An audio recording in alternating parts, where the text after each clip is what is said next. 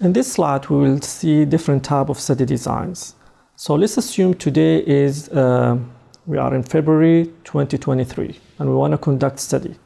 So if we're going to do a study today, and we're going to look for the exposure and the outcome at the same time, this is an example for cross-sectional study, because the exposure and the outcome are at the same time.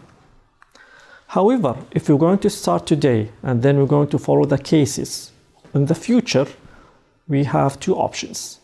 Either we're going to do a clinical trials, it could be randomized controlled clinical trials, or we're going to do a cohort study.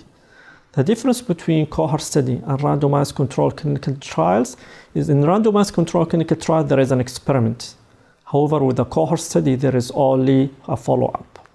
So let's see the following examples. If you're going to compare between those students who live in a high altitude and compare with those students who live in sea level, like in Jeddah city. So we're going to compare within these two groups in terms of their grades, and we're going to follow up for them up to 6 months. So this is an example for a cohort study, because we're just going to follow up with those students. We did not change the weather. The weather in the high altitude is as it is. We didn't assign this weather compared with those in the low cost weathers. So we didn't change the weather. This is an example for the cohort study. However, if you're going to do a filling, restorations, and we put this restoration by ourselves as experiment, this could be a randomized controlled clinical trials, because we assign the type of restoration for those groups, and we follow them for a period of times, for example, few months. Then we did a follow-up to compare between the two groups. If we did not place the restoration by ourselves, we just follow those cases. We brought those cases from someone else, and we follow up those cases for a while. This is an example for cohort study. So the difference between cohort and randomized controlled clinical trials is the experimental part. Okay, now this is what we call it prospective study.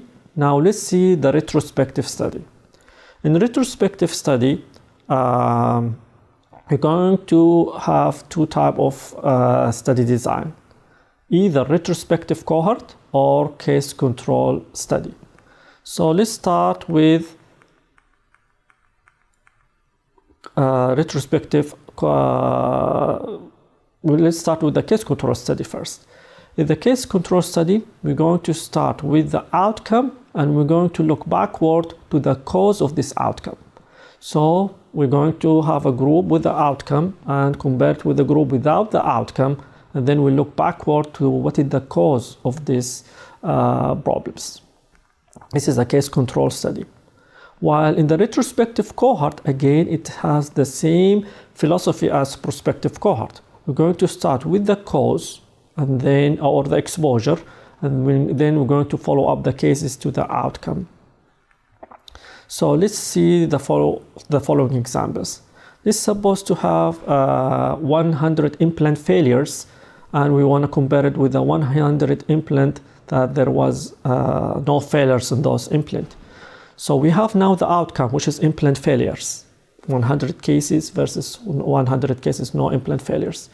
Then we look backward 10 years ago to see if they were smoking at that time, or what could be the cause of these failures. So we started with the outcome, then we move backward to the cause, or the exposure that they have in the past. So this is an example for case control study. However, if you're going to do the opposite, we're going to see the cases who smoked 10 years ago, for example, in 2010. And we have another group who did not smoke at that time.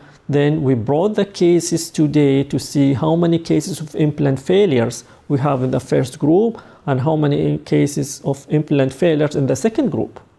So we start with the cause or with the exposure in the past, 2010, and now we evaluate the cases in 2023.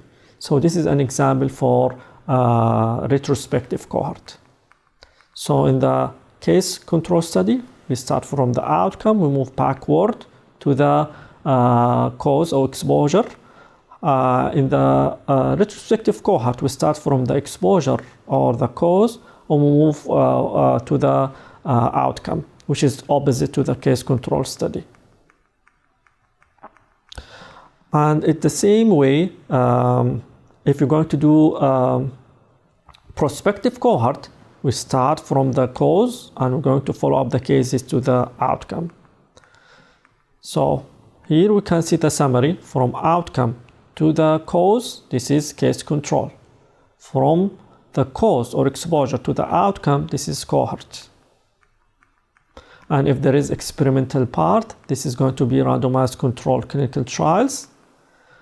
And if both exposure and outcome at the same time, this is going to be a cross-sectional study. Thank you.